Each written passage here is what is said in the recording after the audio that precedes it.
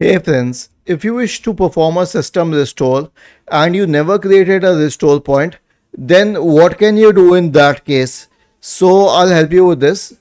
First of all, just check if a restore point was automatically created. So search for restore in the Windows search bar, sorry, recovery, and then go to recovery, go to open system restore, select choose a different restore point, select next, and usually a major update will create a restore point. So do you see any of these here? If not, then you cannot restore your system.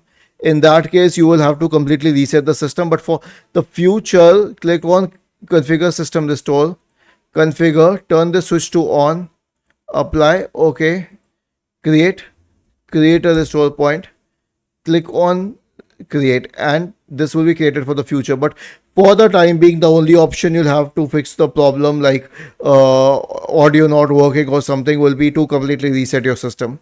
Was this helpful? If yes, then please subscribe to the channel.